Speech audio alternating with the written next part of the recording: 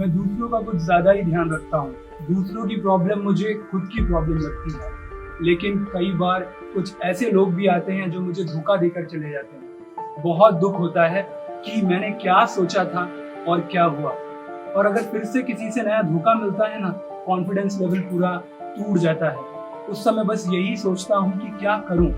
जहन में बस एक ही बात आती है कि मेरे साथ ऐसा क्यों हुआ, मैंने तो किसी का बुरा नहीं चाहा था। इसलिए मैं जानना चाहता हूँ कि ऐसी परिस्थितियों में भी मैं ऐसा क्या करूँ जिससे मुझे मानसिक क्षति भी ना पहुंचे और मैं दूसरों की मदद भी कर पाऊँ। मदद समर्थ असमर्थ की करता है। असमर्थ की दयनीय दशा को देखकर दया जागृत होती है और दया के वशीभूत होकर सहानुभूति उठती है और फिर मदद करने की प्रबल इच्छा होती है।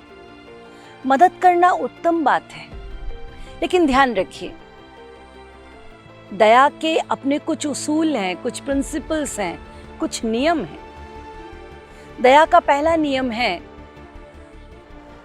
कि जब आप किसी पर दया करें तो पात्र का ध्यान रखें, सही पात्र में दया हो। अर्थात जब सामने वाला आपसे मदद मांगने आता है तो आपको ये देखना होगा कि सामने वाला वास्तव में जरूरतमंद है, क्या मदद करने की परम आवश्यकता है, क्या ये वास्तव में असमर्थ है।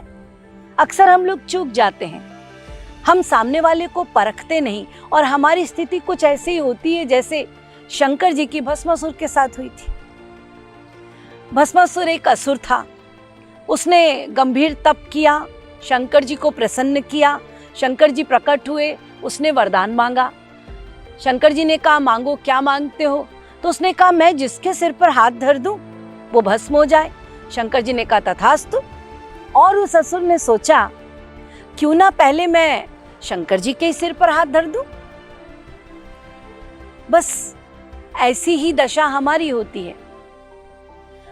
हम इतने विभोर हो जाते हैं मदद करने के लिए कि हम सामने वाले की पात्रता पर ध्यान देते ही नहीं कि उसकी जरूरत है भी कि नहीं, कहीं वो हमारा फायदा उठाने तो नहीं आया।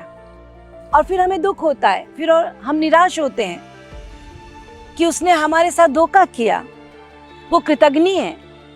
लेकिन ध्यान दीजिए, कहीं ऐसा तो नहीं कि आपने अपनी बुद्धि से, अपने इंटेलेक्ट से उसको परखा नहीं, कहीं दोष हमारा ही तो नहीं है।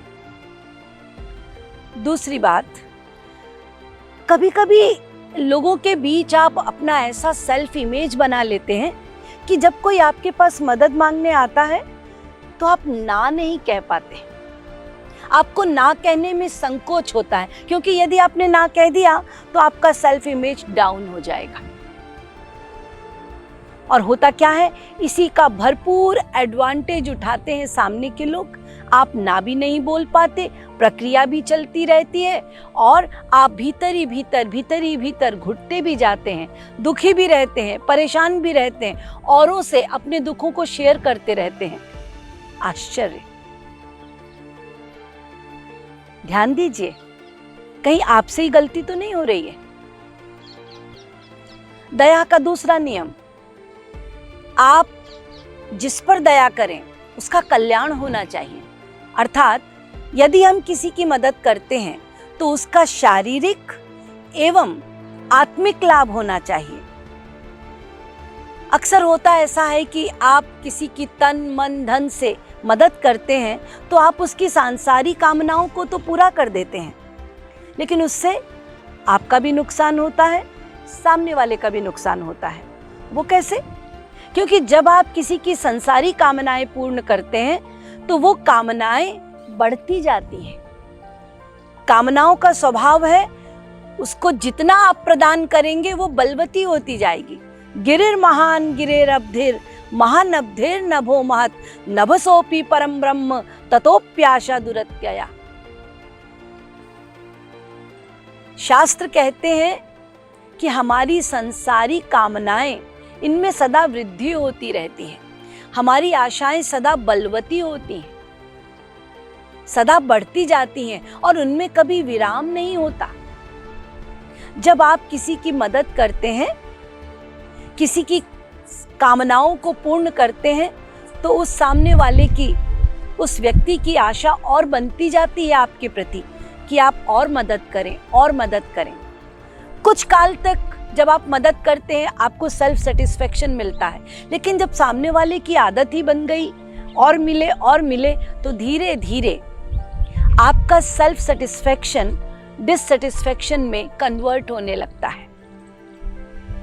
इसीलिए मेरी राय है आपसे, यदि आप सही मायने में किसी की मदद करना चाहते हैं तो व्यक्ति का निर्माण कीजिए, उसके आत्मिक उत्थान की सोचिए, उसका आत्मविश्वास बढ़ाइए, उसमें सकारात्मक